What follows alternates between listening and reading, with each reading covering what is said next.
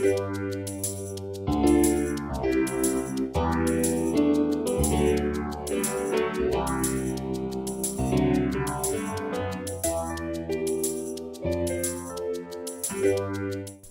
model is another one from Corgi's Hauliers of Renown series, and it comes in the usual high quality packaging with an invitation to the Collectors Club and a nice collector's card which has a unique serial number for the model, and it also has some information about the livery and background to the truck.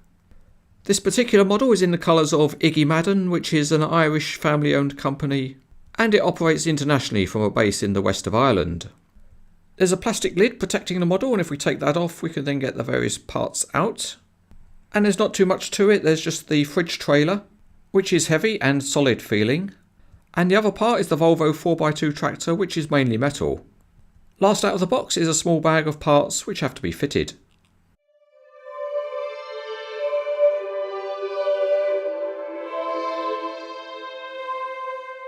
There's not too much to assemble on the model other than some mirrors and the roof aerials. So we'll start with the door mirrors and try and push those in place. And they are quite a good fit, except the ham-fisted oaf who's trying to do it this time is a bit clueless. Anyway, eventually a bit of a bodge job is done and then he moves on to do the mirror on the other side. Let's hope he learns from the experience and does a better job on that side. Well, sadly it appears that learning is not a strong point, because here we go again. It's another ham-fisted effort to try and fit simple door mirrors to a model. On behalf of Cranes Etc, we must sometimes apologise for the poor quality of staff we're sometimes forced to employ. Anyway, it looks like our man should finally get a Lifetime Achievement Award and the mirrors are fitted. There are 2 more mirrors to fit, and it looks like our man is now on a roll because he's been able to fit the one over the cab door quite easily. And flushed with that success, he can now move on to fit the one underneath the visor at the front. This is a slightly odd mirror because it just pokes into a hole in the windscreen. We can now go up in the world and fit 2 aerials into the holes in the roof.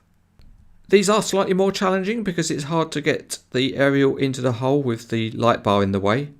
But you can always use a modeller's friend, that's a pair of tweezers, to push the aerial down properly.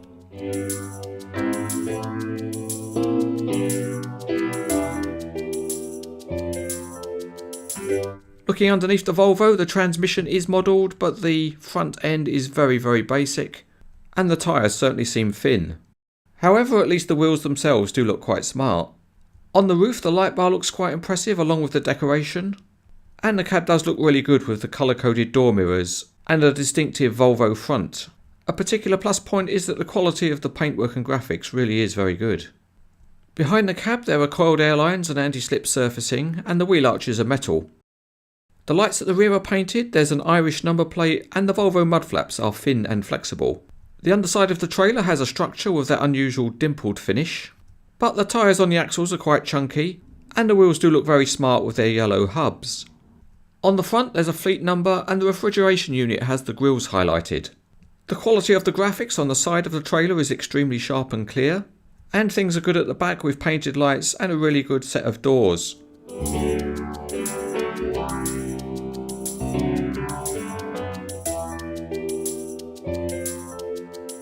It's out on the motorway and the Volvo rolls along very well in a straight line, and it's helped by its heavy weight, but there's no other features on the model because there's no steering on this particular truck. Moving over to the trailer, and it doesn't have too many working features either. It rolls along well enough, and if you pick it up then you can see that there are cam feet on the landing legs at the front. They are a bit loose, so they always tend to hang down, but they do provide some support to the trailer even if it's not completely level. Time to get the whole show on the road and join up the tractor and trailer, so we'll start by trying to fit the air lines underneath the refrigeration unit. And they're not a tight fit, but with a bit of dexterity you can get them in. And the second stage of the party trick is to get the kingpin into the tractor without the air lines popping out. But if you do manage to do that, then the tractor and trailer are joined together and it all looks fine and it all rolls pretty well. In summary, this is not a model that's going to interest somebody who wants lots of working features. But what it does do, it does very well, and that is it looks very attractive.